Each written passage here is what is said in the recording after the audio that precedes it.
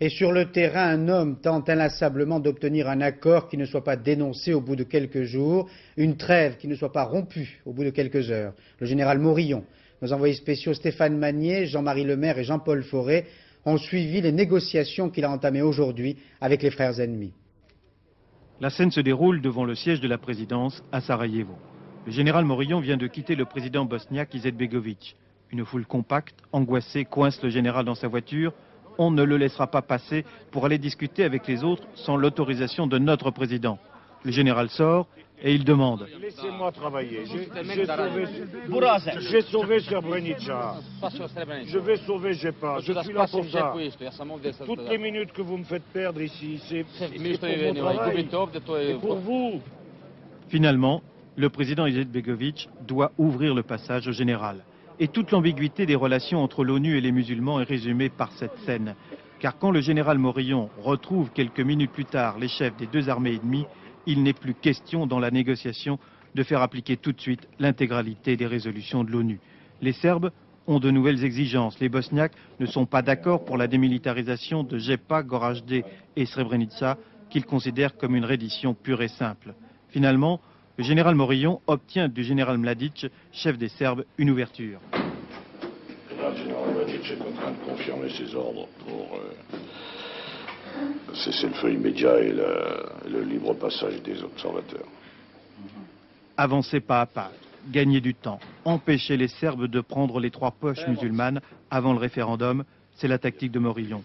Mais dans l'affaire, il n'y a qu'un seul homme à se montrer résolument optimiste, c'est le chef des Serbes. Il sait que l'intervention militaire internationale est reportée et c'est tout ce qui l'intéresse. Précisément, les grandes puissances tentent toujours de définir une attitude commune.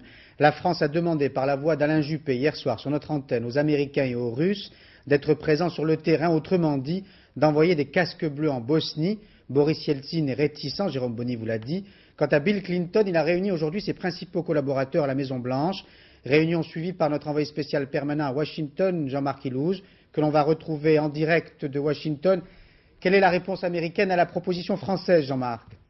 Eh bien, Paul, pas de réponse publique aux propositions d'Alain Juppé. Officiellement, ce matin, le porte-parole de la Maison-Blanche a expliqué que ces propositions n'ont pas été évoquées au cours de ces 2 heures de consultation sur la Bosnie qu'ont eu le président Clinton et ses principaux conseillers de la Maison-Blanche en politique étrangère. Alors, vous le savez, les Américains n'enverraient de troupes en Bosnie qu'après que les 3 partis bosniaques acceptent et respectent les conditions de cessez-le-feu prévues par le plan ON. Et bien sûr, on en est encore très loin.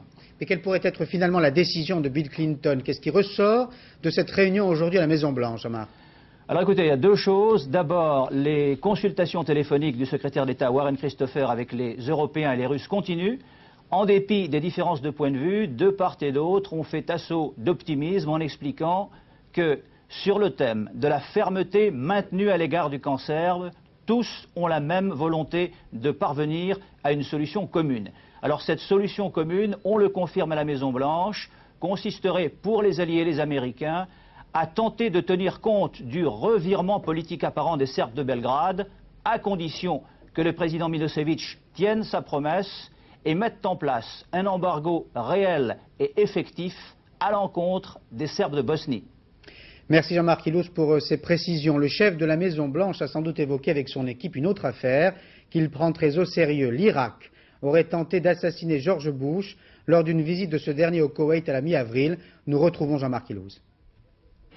C'était à la mi-avril et les Koweïtiens faisaient un triomphe à leur sauveur de la guerre du Golfe, l'ex-président George Bush, commandant en chef de la coalition qui en 91 avait libéré leur pays de l'occupation irakienne.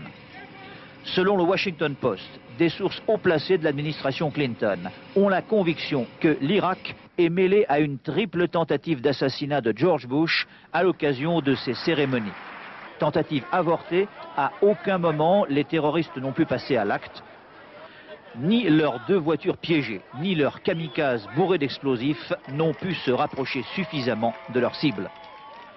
16 personnes, dont 11 Irakiens, ont été arrêtés, des centaines de livres d'explosifs et un matériel extrêmement sophistiqué ont été saisis par les services de sécurité koweïtiens. Avant de demander l'extradition des suspects, ou peut-être de décider de répliquer directement à l'Irak, les autorités américaines semblent vouloir d'abord interroger elle-même les prisonniers. Ce sera chose faite dans 48 heures. Jean-Paul II veut lutter contre le diable et le diable pour le pape s'appelle aujourd'hui la mafia. À son arrivée en Sicile, Jean-Paul II a demandé aux habitants de l'île de faire preuve de courage contre la pieuvre. Nicolas Vinclair. Pour des milliers de Siciliens, cette messe est celle de l'espoir. C'est au cœur même des terres de la mafia que Jean-Paul II a choisi de porter son message. À Trapani, première étape de la visite du pape, 16 personnes ont été tuées depuis le début de l'année par les hommes de Cosa Nostra. Une visite symbolique, sans doute aussi une réponse à certains intellectuels italiens qui mettent en cause l'attitude de l'église sicilienne face à la mafia. Hier, la veuve du juge Borsellino exhortait l'église à s'engager plus ouvertement dans la lutte contre Cosa Nostra. Un message apparemment entendu par le pape qui souhaite engager désormais une véritable croisade contre la mafia. Appelant la population à faire preuve de courage et de fermeté, il a accusé les mafiosi d'être, je cite, au service du diable. Ce soir, pour mieux montrer sa détermination, le pape se rendra à Agrigente, une autre plaque tournante du crime organisé. Mais parce qu'il prêche aussi le pardon, Jean-Paul II entend visiter lundi après-midi les prisons siciliennes pour y rencontrer les parrains et les repentis. Si Jean-Paul II a dénoncé avec autant de force l'emprise de la mafia, c'est parce qu'il en connaît les méfaits. En s'arrêtant à Trapani, l'un des fiefs de la Cosa Nostra, le pape a pu se faire une idée précise de l'influence qu'elle exerce sur la société italienne. L'argent de la mafia est partout. Reportage de nos envoyés spéciaux Olivier Lerner et Emore Galeassi.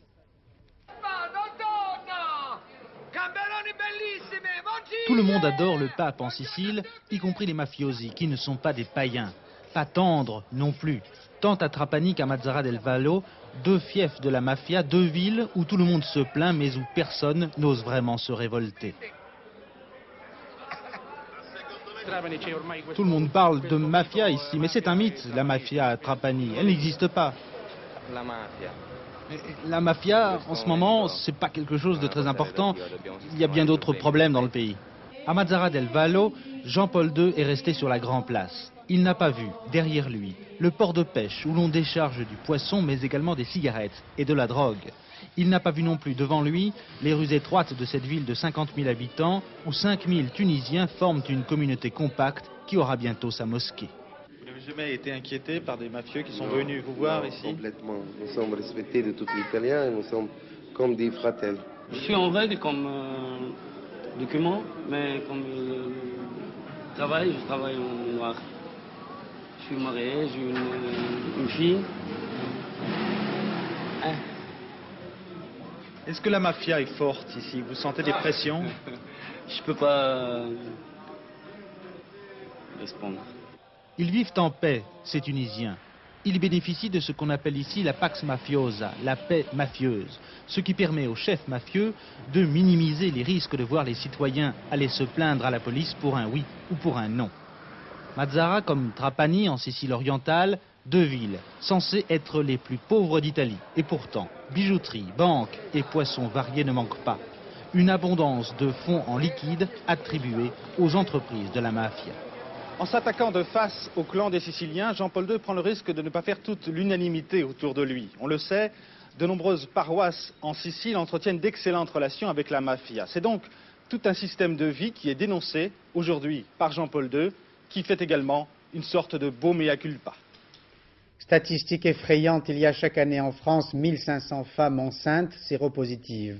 Les Alpes-Maritimes arrivent en tête dans ce triste classement des départements. Une femme enceinte sur 100 est séropositive. Explication en partie, la drogue. Valérie Hermite, Didier Beaumont. Un chiffre et un triste record au niveau national. Une femme enceinte sur 100 dans les Alpes-Maritimes est porteuse du virus du sida. C'est 2 fois plus qu'à Paris, qui détient pourtant le plus fort taux de séropositivité en France. Elles sont contaminées par l'utilisation de la drogue intraveineuse dans 70% des cas. Cela veut dire que dans 30% des cas, elles sont contaminées selon le mode sexuel. Ce mode de transmission par voie sexuelle est en effet en augmentation ces dernières années. La grande majorité de ces femmes savent qu'elles sont séropositives. Le dépistage du sida n'est pas obligatoire, mais systématiquement proposé en cas de grossesse et en général bien accepté. Est-ce que vous, on vous a proposé de faire un dépistage? Oui. Et puis je trouve ça normal. Si on ne me l'avait pas proposé, je pense que je leur ai demandé où je serais allée le faire de toute façon. Est-ce que s'il avait été positif, ça aurait changé quelque chose? Je sais pas. Non, c'est vrai, je sais pas. Je sais pas. Non, je sais pas vraiment. Une réponse difficile à une question qui l'est tout autant. Là encore, les comportements ont changé. Il y a 5 ans, dans la région, 60% des femmes séropositives gardaient leur enfant. Aujourd'hui, elles ne sont plus que 35% à vouloir accoucher. On leur conseille certainement d'interrompre leur grossesse, mais nous ne sommes pas juges, c'est-à-dire que le couple, en fait, prend sa décision après cette information. Un risque que certains couples décident quand même d'affronter en connaissant ces chiffres. 20 à 25% des enfants de femmes séropositives seront contaminés. Les études actuelles montrent que très peu vivront au-delà de leur 5e année. Le personnel de l'usine Sopalin à Sotteville-les-Roux, en Seine-Maritime, était en grève depuis 3 mois parce qu'il refusait la suppression de 312 emplois. Le conflit a pris fin. Quelques emplois ont pu être sauvés, mais pas tous. 209 personnes au total doivent être licenciées. Anne Guéry. Ils ont brûlé une dernière palette et puis ils ont levé les piquets de grève. Les salariés de l'usine Kimberly-Clark Sopalin ont approuvé le protocole d'accord signé avec la direction. Le conflit est donc terminé, mais la victoire est amère, car sur les 312 licenciements, ils n'ont pu sauver qu'une poignée d'emplois. 17 emplois sauvés, plus tous ceux qui seront dans le portage, c'est-à-dire qui vont rester 1 an, 2 ans, 3 ans dans l'entreprise et qui partiront en FNE après. Il n'y aura donc pas 312 licenciements compte tenu des pré-retraites, des mutations internes et des postes à temps partiel. Mais malgré tout, l'usine va supprimer 209 emplois. Les grévistes ont accepté, faute de pouvoir obtenir plus après 3 mois de conflit. La semaine dernière, les ouvriers du livre CGT tenaient encore tête aux policiers. Aujourd'hui, ils ont repris le chemin des ateliers. Mais pour tous ce soir, le compromis est sans doute difficile à accepter. Pas de manifestation paysanne aujourd'hui. Les agriculteurs, à l'image de leurs principaux syndicats, semblent satisfaits des mesures prises hier en leur faveur par le gouvernement. Comment réagissent-ils précisément sur le terrain, c'est-à-dire dans leurs fermes? Sandrine Meurck et Christophe Cadeau se sont rendus à Montaftruc, près de Toulouse. Bon devoir, mais peut mieux faire.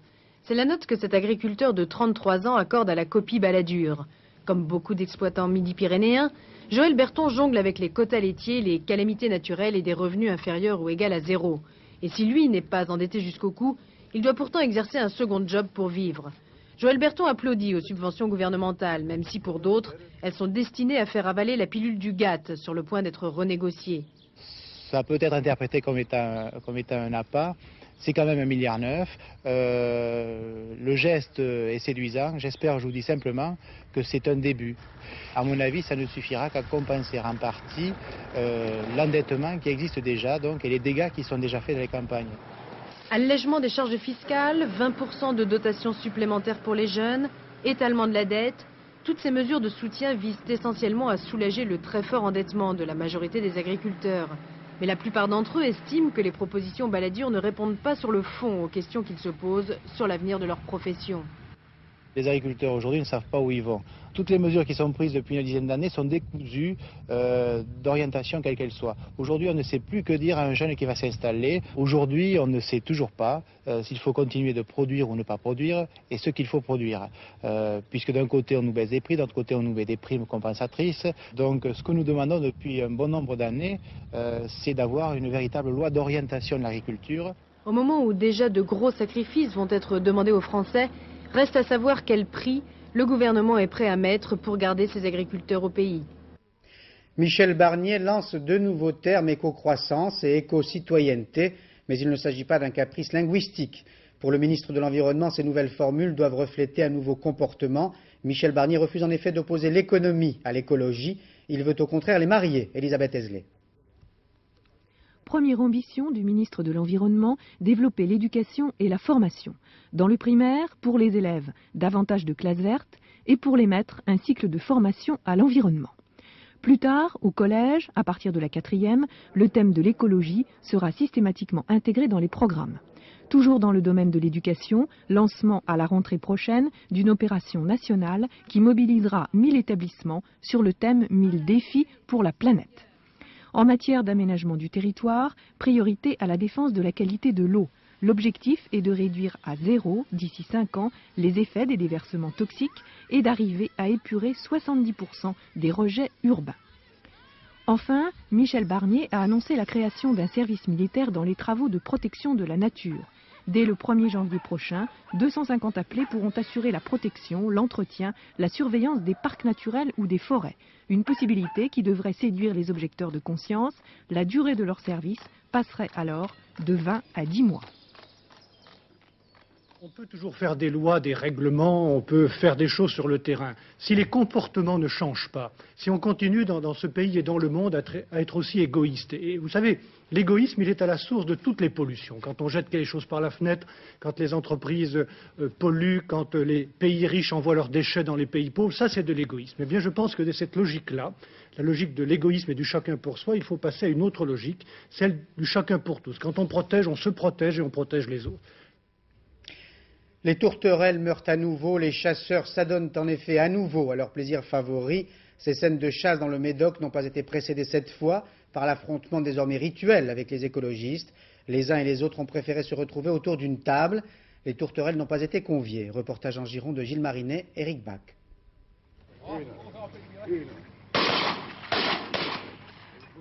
Pas d'armistice pour les tourterelles. Ce matin, les chasseurs du Médoc ont bravé une nouvelle fois l'interdit européen. Il y a un temps, mais des plombs, et puis des bouteilles. Pas d'armistice, mais plus tout à fait la guerre. Au lieu de s'affronter sur le terrain, écolos et chasseurs ont préféré une table ronde à Bordeaux, un débat sur les méthodes de comptage des oiseaux. Seul des postes de comptage sur un front de près de 100 km peut permettre une étude rationnelle de la migration des tourterelles. La méthode de comptage des chasseurs tendrait à prouver que l'existence de la tourterelle n'est pas menacée. Faux, répond Alain Bougrain-Dubourg, venu en débattre cet après-midi à la préfecture de Gironde. L'objectif est de savoir quel est l'état de la population des tourterelles. Ce sera l'objet de la réunion essentiellement. Alors on va donner la parole aux biologistes du Muséum national d'histoire naturelle. Voilà. Affaire à suivre. Affaire à suivre, ou plutôt dialogue de sourds, puisqu'après plusieurs heures, chacun campe sur ses positions. Les défenseurs des oiseaux demandent la pause dans la chasse. Je crois qu'il serait décent, vu le rapport rendu par le Muséum national d'histoire naturelle, de baisser les armes pendant les 10 derniers jours. Je crois qu'il y a, au niveau de cette loi, bien entendu, une modification profonde à faire, revenir à une notion de gestion et non pas une notion de période pour le gibier. C'est clair, les chasseurs ne baisseront pas le fusil. On croyait la tension apaisée en Médoc, mais depuis ce soir, de nouveaux affrontements sont à craindre. Forger ne jouera pas à Roland-Garros. Le numéro 1 français souffre d'une blessure au genou. Il a préféré déclarer forfait pour ne pas compromettre sa carrière. Thierry Clopeau. Sale temps pour Guy Forget. En l'espace d'un peu plus d'un an, le numéro 1 français, 4e joueur mondial fin 91, a perdu 13 places au classement ATP. Sa dernière bonne performance ici, en novembre dernier à Bercy, en finale, face à Boris Becker. Depuis, Forget est devenu un joueur ordinaire, sorti au premier tour à Monte-Carlo et cette semaine à Hambourg face au 265e mondial. La cause de ses contre-performances a enfin été décelée par les médecins de la fédération. Une lésion au cartilage de la rotule droite, un repos forcé d'1 mois, avec pour première conséquence le forfait à Roland-Garros. La blessure s'est aggravée au fil des semaines et c'est vraiment plus sage à l'heure actuelle de s'arrêter parce que je suis d'une part pas capable physiquement, je dirais, de tenir la distance et de jouer à 100% et je risque de compromettre la suite de ma carrière tout simplement. 1 mois au moins d'abstinence tennistique donc pour Forget. Il ne pourra même pas s'adonner à son passe-temps favori, le surf du côté de Biarritz. Les médecins sont formels, repos total, infiltration à la clé. Si Forget veut être présent fin juin à Wimbledon, mais rien n'est encore acquis.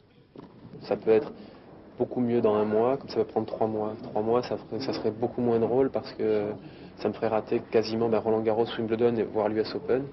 Donc quasiment toute la saison 93.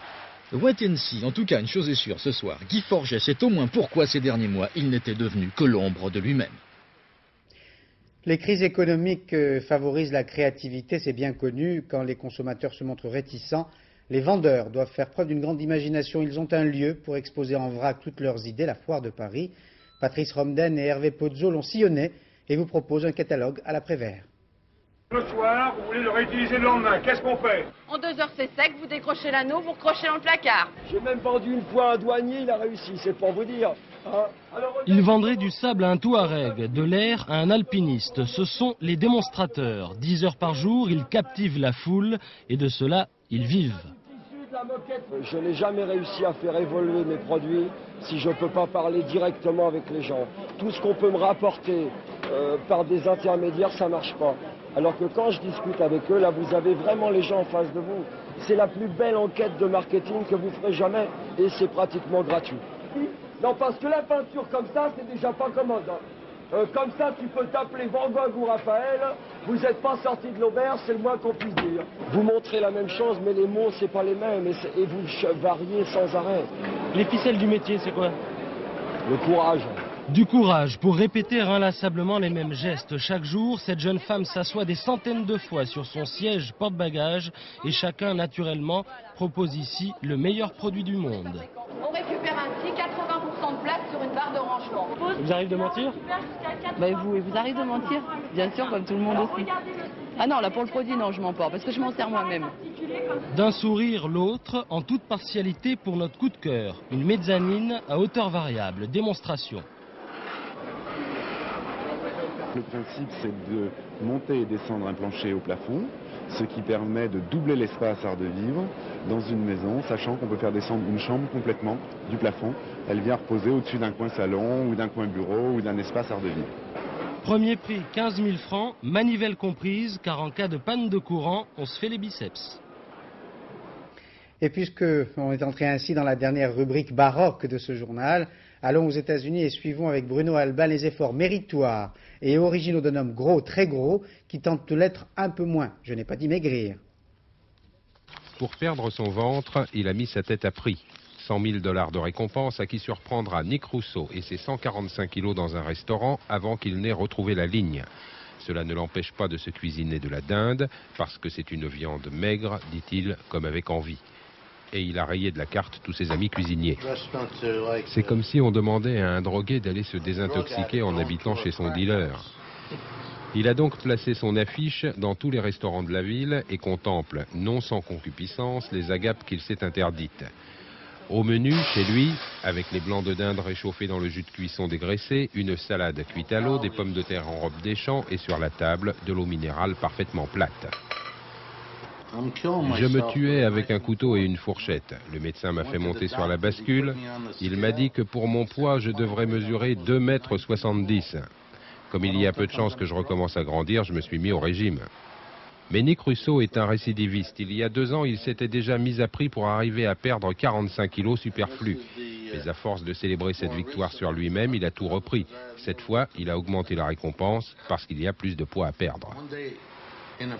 Un jour, j'ai mangé 60 hot dogs en 2 heures. Une autre fois, en Espagne, j'ai commandé tout le menu. J'ai vraiment cru que j'allais mourir sur place. Malgré son poids, ce n'est pas un homme qui parie à la légère. S'il a bien réussi dans l'immobilier, il aime rappeler qu'il a commencé dans la vie comme ouvrier mécanicien et qu'il sait qu'un sou est un sou. Car au fond, ces affiches dont tout le monde parle, c'est aussi de la bonne pub pas chère. Je suis gros mais pas stupide. Pas la peine de rêver, ni de le suivre pas à pas, Nick Rousseau ne craquera pas. Bon appétit quand même. Baroque toujours, mais dans un autre registre. Bill Christie, un Américain français d'adoption, par amour pour notre culture, a ressuscité un opéra que les Français eux-mêmes ont ignoré pendant 3 siècles, Médée, de Marc-Antoine Charpentier. Seul Louis XIV avait eu le privilège de le voir, privilège désormais partagé par nos contemporains, pour le plus grand plaisir de Michel Strulovici et Daniel Lefebvre, Médée en avant-première pour France 2.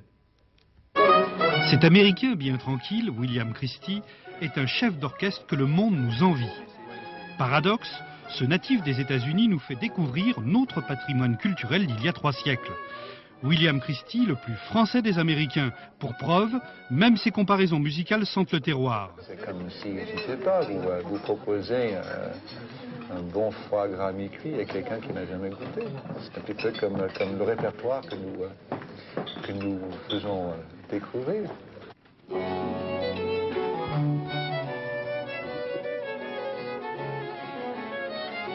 Médée, tragédie lyrique où tous se déchirent au nom de l'amour et de la jalousie.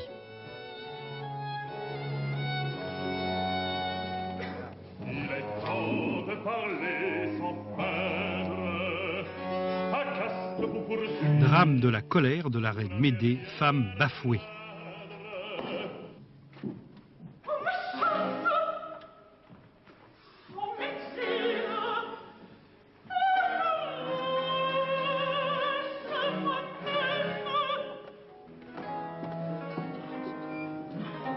Sa rivale, une jeune princesse, aime Jason, son époux.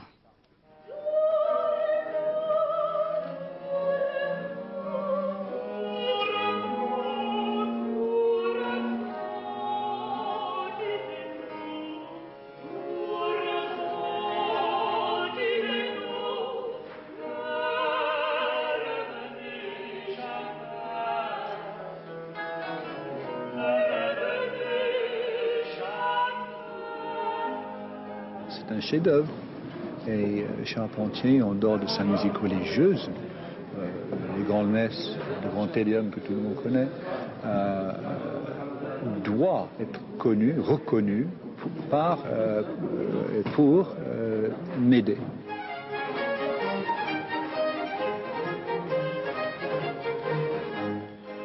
Voici donc Médée, tragédie lyrique, ressuscitée après 3 siècles d'oubli par la grâce de William Christie et du metteur en scène Jean-Marie Villégier.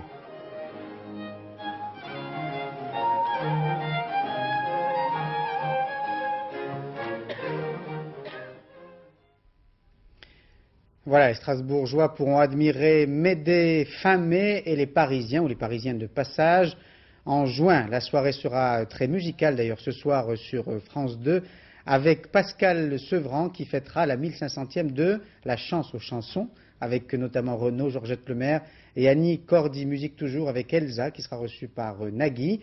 À minuit, Catherine Sellac vous présentera le dernier journal et dans un instant, Sophie Davant vous dira que le temps demain sera très variable, c'est-à-dire pluvieux. Je vous retrouverai demain à 13h pour une nouvelle édition.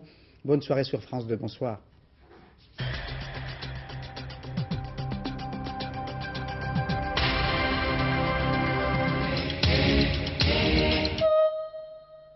La région de Los Angeles devrait être frappée au cours des prochaines 72 heures par un séisme d'une amplitude supérieure à 7 sur l'échelle de Richter.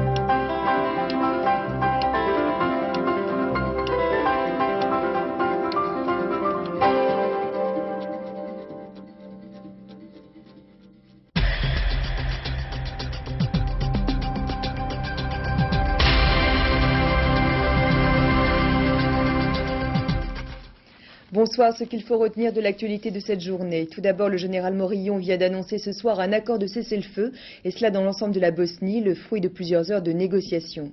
Le pape engage en Sicile la bataille de l'Église contre la mafia. Et puis Marseille, largement en tête du classement du championnat de France, l'OM s'est imposé ce soir face à Caen 3-2. Le général Morillon, le sauveur de Srebrenica, a obtenu un accord entre Serbes et musulmans. Un cessez-le-feu doit entrer en vigueur à partir de dimanche, 12h, heure de Paris. Cet accord précise que des casques bleus de l'ONU pourront entrer dans la classe de ZEPA. Ce nouveau pas vers la paix intervient après une journée de négociations que nous relatent nos envoyés spéciaux Stéphane Magnier, Jean-Marie Lemaire et Jean-Paul Forêt. La scène se déroule devant le siège de la présidence à Sarajevo. Le général Morillon vient de quitter le président bosniaque Izetbegović. Une foule compacte, angoissée, coince le général dans sa voiture. On ne le laissera pas passer pour aller discuter avec les autres sans l'autorisation de notre président. Le général sort et il demande. Laissez-moi travailler. J'ai sauvé Srebrenica. Je vais sauver Žepa. Je suis là pour ça. Toutes les minutes que vous me faites perdre ici, c'est pour mon travail. Et pour vous. Finalement, le président Izetbegović doit ouvrir le passage au général. Et toute l'ambiguïté des relations entre l'ONU et les musulmans est résumée par cette scène. Car quand le général Morillon retrouve quelques minutes plus tard les chefs des deux armées ennemies, il n'est plus question dans la négociation de faire appliquer tout de suite l'intégralité des résolutions de l'ONU. Les Serbes ont de nouvelles exigences. Les Bosniaques ne sont pas d'accord pour la démilitarisation de Žepa, Goražde et Srebrenica, qu'ils considèrent comme une reddition pure et simple. Finalement, le général Morillon obtient du général Mladić, chef des Serbes, une ouverture. Le général Mladić est contraint de confirmer ses ordres pour cesser le feu immédiat et le libre passage des observateurs. Avancer pas à pas, gagner du temps, empêcher les Serbes de prendre les 3 poches musulmanes avant le référendum, c'est la tactique de Morillon. Mais dans l'affaire, il n'y a qu'un seul homme à se montrer résolument optimiste, c'est le chef des Serbes. Il sait que l'intervention militaire internationale est reportée et c'est tout ce qui l'intéresse. Oui, et un élan de solidarité en faveur de la paix en Bosnie s'est élevé aujourd'hui en France, à Albertville. 15 mois après les Jeux Olympiques, 1 millier de volontaires revêtus de leurs blousons gris argentés se sont rassemblés pour dire non à la guerre, par solidarité aussi avec Sarajevo, ville olympique en 1984. Ils étaient conscients qu'ils représentaient peu de poids face à la machine guerrière, mais ils étaient heureux de tenter quelque chose. George Bush, invité au Koweït mi-avril, aurait échappé à plusieurs attentats irakiens. Un voyage qui avait commencé par un incident. En décollant des États-Unis, son avion avait dû subir un atterrissage forcé. À quoi a échappé l'ancien président américain, Jean-Marc Illouz? C'était à la mi-avril et les Koweïtiens faisaient un triomphe à leur sauveur de la guerre du Golfe, l'ex-président George Bush, commandant en chef de la coalition qui en 1991 avait libéré leur pays de l'occupation irakienne. Selon le Washington Post, des sources haut placées de l'administration Clinton ont la conviction que l'Irak est mêlé à une triple tentative d'assassinat de George Bush à l'occasion de ces cérémonies. Tentative avortée, à aucun moment les terroristes n'ont pu passer à l'acte. Ni leurs 2 voitures piégées, ni leurs kamikazes bourrés d'explosifs n'ont pu se rapprocher suffisamment de leur cible. 16 personnes, dont 11 Irakiens, ont été arrêtés, des centaines de livres d'explosifs et un matériel extrêmement sophistiqué ont été saisis par les services de sécurité koweïtiens. Avant de demander l'extradition des suspects, ou peut-être de décider de répliquer directement à l'Irak, les autorités américaines semblent vouloir d'abord interroger elles-mêmes les prisonniers. Ce sera chose faite dans 48 heures. Le président algérien annonce l'organisation d'un référendum dans le pays avant la fin de l'année. À Blida, aujourd'hui à 50 km donc au sud d'Alger, 3 islamistes armés ont été tués au cours d'un affrontement avec les forces de sécurité. 316 activistes ont été tués en Algérie au cours des 5 derniers mois. Le pape défie la mafia dans son fief, en Sicile. Il a adressé un message très ferme à la Cosa Nostra. Une visite symbolique dans une région où l'Église est accusée d'avoir de bonnes relations avec le milieu. Nicolas Vinclair. Pour des milliers de Siciliens, cette messe est celle de l'espoir. C'est au cœur même des terres de la mafia que Jean-Paul II a choisi de porter son message. À Trapani, première étape de la visite du pape, 16 personnes ont été tuées depuis le début de l'année par les hommes de Cosa Nostra. Une visite symbolique, sans doute aussi une réponse à certains intellectuels italiens qui mettent en cause l'attitude de l'église sicilienne face à la mafia. Hier, la veuve du juge Borsellino exhortait l'Église à s'engager plus ouvertement dans la lutte contre Cosa Nostra. Un message apparemment entendu par le pape qui souhaite engager désormais une véritable croisade contre la mafia. Appelant la population à faire preuve de courage et de fermeté, il a accusé les mafiosi d'être, je cite, au service du diable. Ce soir, pour mieux montrer sa détermination, le pape se rendra à Agrigente, une autre plaque tournante du crime organisé. Mais parce qu'il prêche aussi le pardon, Jean-Paul II entend visiter lundi après-midi les prisons siciliennes pour y rencontrer les parrains et les repentis. L'assassinat du leader sud-africain noir Chris Hani est bien le fruit d'un complot du Parti conservateur. Une troisième personne a été inculpée. Il s'agit d'un ancien député conservateur de 57 ans, Clive Derby-Lewis. Son épouse a déjà été inculpée, ainsi qu'un émigrant polonais. En France, le président Mitterrand et le Premier ministre, Édouard Balladur, ont commémoré la victoire du 8 mai 1945. Le ministre de la Défense, François Liotard, y assistait également. Cet hommage aux morts, aux combattants et aux résistants s'est déroulé sous la pluie devant une assistance très clairsemée. Renaud Fessaguet. François Mitterrand, Édouard Balladur, François Liotard, réunis, stoïques, sous la pluie tenace. C'était ce matin, au pied de l'Arc de Triomphe, la première image publique de la cohabitation, la première photo officielle. Le prétexte, l'anniversaire du 8 mai 45, jour de la capitulation allemande, ou encore de la victoire alliée. Pour honorer les combattants et les morts de 39-45, au-delà des clivages, les mêmes gestes, les mêmes symboles. La gerbe de roses rouges déposée par le président de la République sur la tombe du soldat inconnu, la remise de la Légion d'honneur aux derniers anciens combattants. L'occasion aussi de montrer que la cohabitation fonctionne, pour le moment, qu'elle comporte même un minimum de dialogue. Mais était-ce la pluie, était-ce l'altération du souvenir? Ce 8 mai a attiré peu de monde à Paris. Ça m'étonne un petit peu de voir que ça intéresse personne et que même quand, pour une fois que j'aborde une médaille de résistance, on me demande ce que c'est, parce que les gens n'ont plus du tout l'impression que ça existe encore. Cela n'intéresse personne, peut-être parce que l'instruction civique n'est plus ce qu'elle était. Parmi les enfants invités à la cérémonie, beaucoup ne savaient pas ce qu'était l'armistice. 8 mai, qu'est-ce que c'est? C'est un défilé. C'est tout? Il y a le président qui passe. Et pour combien le 8 mai? Pour dire bonjour au président. C'est pas trop. C'est la fin de la guerre 1945. Il faudra encore beaucoup de travail pour éviter que le 8 mai ne soit qu'un défilé ou un jour de congé.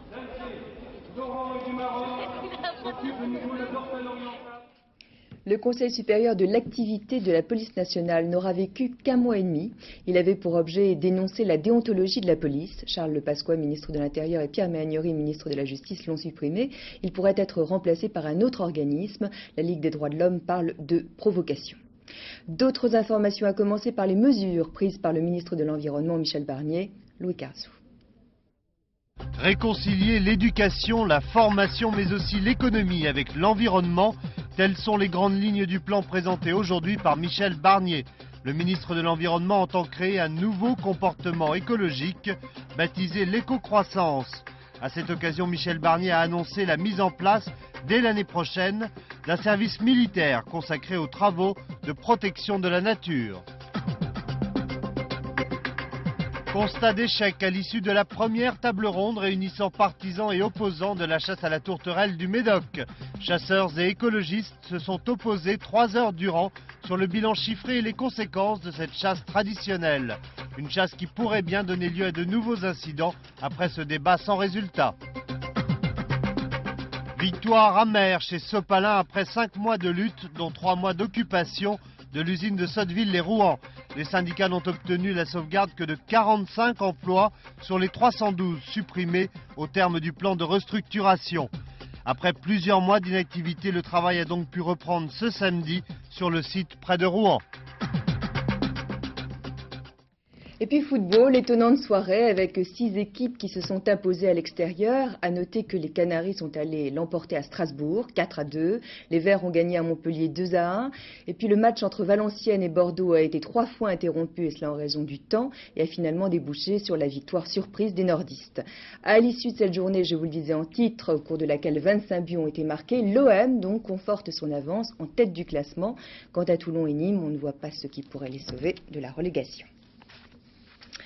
Une jeune troupe de théâtre implantée à Marseille vient de créer un spectacle intitulé Lulu. Avec peu de moyens, ces comédiens réussissent à jouer dans la cour des grands. Caroline Laudrin.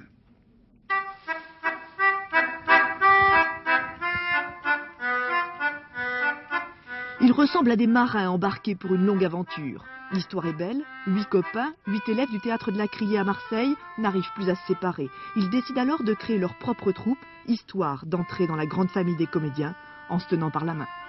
Tout le monde était effrayé de notre projet en nous disant que notre désir d'avoir une compagnie permanente était une chose folle et impossible financièrement avec toutes les conditions dans lesquelles vivent les compagnies aujourd'hui.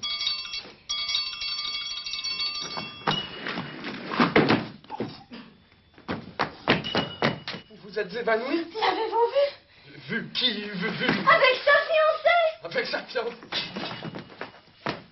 J'aurais pu nous séparer. Forts de leur insouciance, ils ont débuté il y a 2 ans sans subvention ni salaire. Cette année, même s'ils ont reçu 70 000 francs d'aide, leur politique demeure la même, la débrouille. C'est beaucoup de récupération. J'ai fait les puces pendant 3 mois sans interruption quasiment. Enfin, les idées naissent à la fois avant et puis aussi à partir de ce que je trouve. Pour toi, une fois que tu lui as dit ça, c'est terminé, il va te laisser tranquille. Alors que ça, on le sent pas, on a l'impression que tu attends quelque chose de lui après. Ne mens pas, espèce de canaille, hein?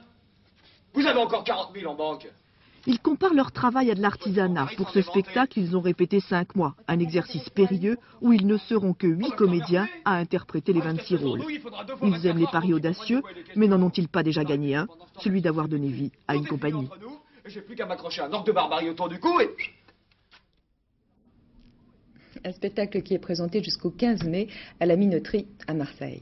Pour terminer, je vous signale ce livre qui vient de paraître, Sherlock Holmes et les ombres. Un ouvrage qui met en scène des lieux, des situations, des énigmes aussi de Sherlock Holmes. C'est le travail du photographe Christian Louis et puis celui de l'écrivain Jean-François Villard aux éditions du Collectionneur. Un très beau travail. Sherlock Holmes et les ombres.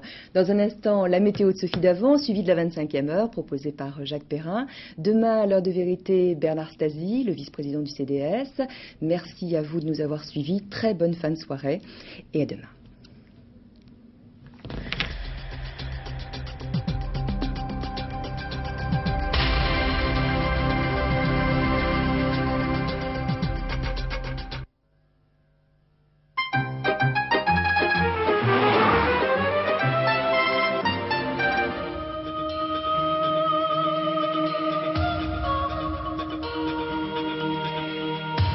Madame, Monsieur, bonsoir. Une situation assez chaotique, assez incertaine, avec des orages qui se développent en cours de journée. Ils ont été nombreux aujourd'hui au nord de la Loire et sur la façade est. Et pour demain, ce sera à peu près le même programme. Ça veut dire que si vous voulez en profiter, il faudra sortir avant la fin de l'après-midi. Là, vous aurez quelque chance d'apercevoir le soleil. Regardez la situation à la mi-journée que vous propose Météo France.